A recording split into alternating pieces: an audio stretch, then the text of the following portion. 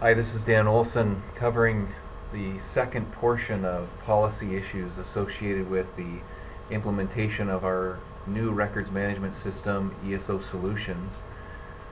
This video really covers report completion timelines.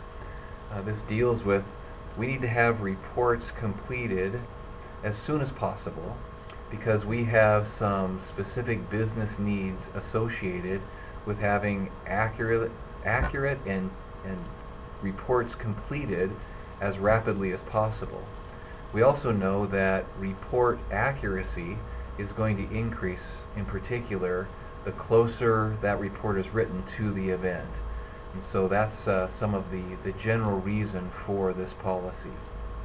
So, first bullet under report completion timelines, incident reports should be completed by the end of each shift, and at a minimum, incident reports shall be completed as follows.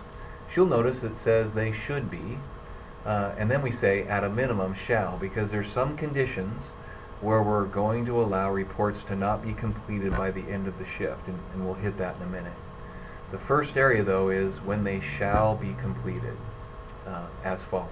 This is how they'll be completed. On complex incidents of long duration, the Strategic Incident Commander, if it's a BC, may authorize an extension to a report's completion, but will assure that the fire module and strategic IC narrative is completed prior to being relieved. So why is this important?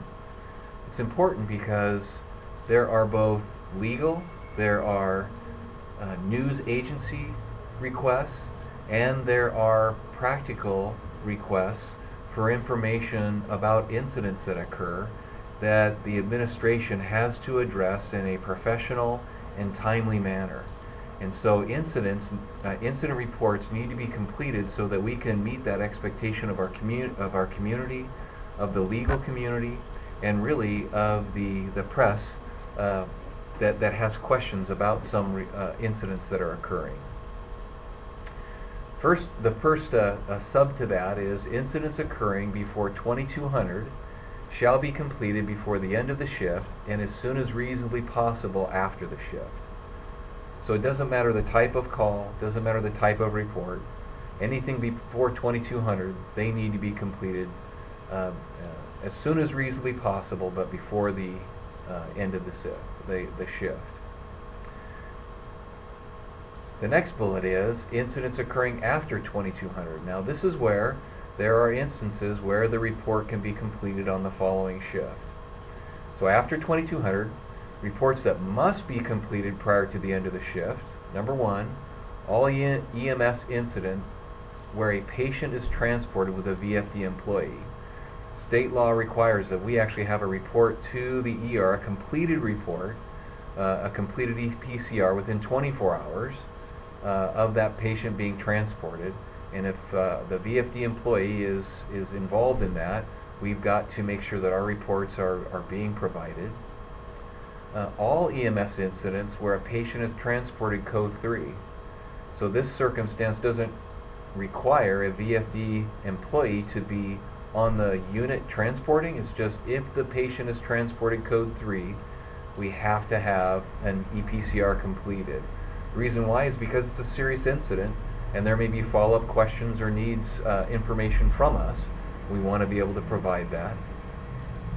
Third, EMS incidents involving potential legal concerns like domestic violence, assaults, crime being committed, adult or child protective services referrals, or any unusual circumstance.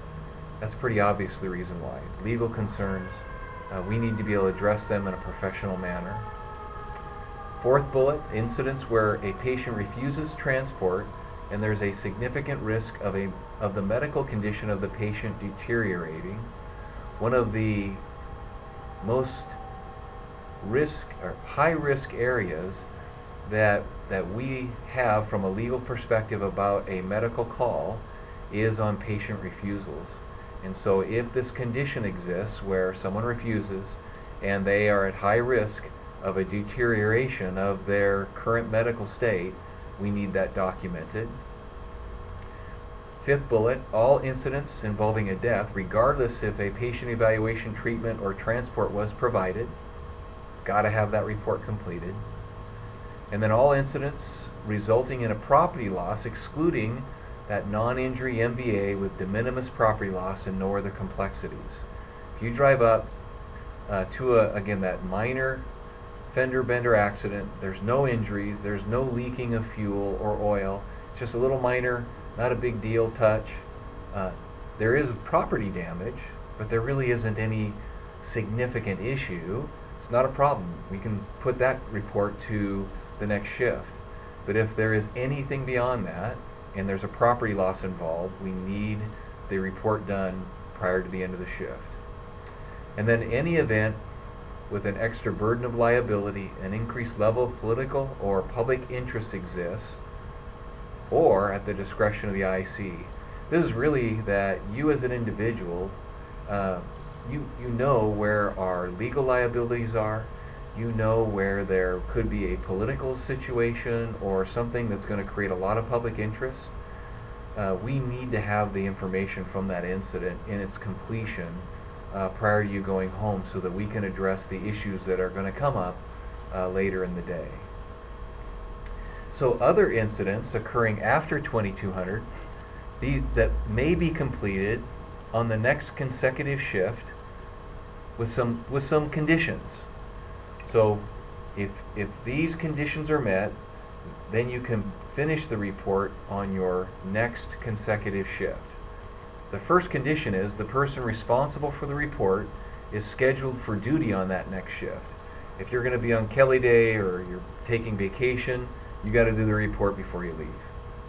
The second one is the incident's information associated with the alarm has to be captured and maintained in a private and secured location. We can't have information about a patient, regardless of the level of the care. We can't have that sitting out for other people to read it, even other medical providers. So you have to secure that information in a place that you'll remember where it's located, but also that other people can't view it.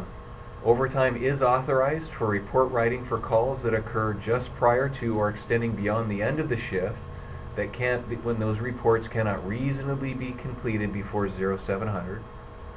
So this is that call at 6:30 in the morning. You get back, it was a cardiac arrest, and you get back at 5 minutes to 7. We want you to finish that report. And we're willing to pay, obviously, overtime for that. Other overhead and support units shall complete their section of the incident report within 3 calendar days of the incident. So it gives them a little bit of time to get to work, maybe fill some of that, finish that report out. And then, of course, we have the exceptional circumstances like MCIs, disasters, extreme call volume, or DOC operations. These are going to have the incident reports completed at the discretion of the strategic IC for those incident types. So again, we're covering when reports have to be completed. Bottom line, we want them completed by the end of each shift. The only caveat to that is after 2200, if they don't meet the criteria I've outlined, and you're going to be reporting to, you're going to report at your next consecutive shift, so 3 days later, as long as you've captured the information for that report and you have it in a private location, you can come back on your next shift and finalize that report. Thank you.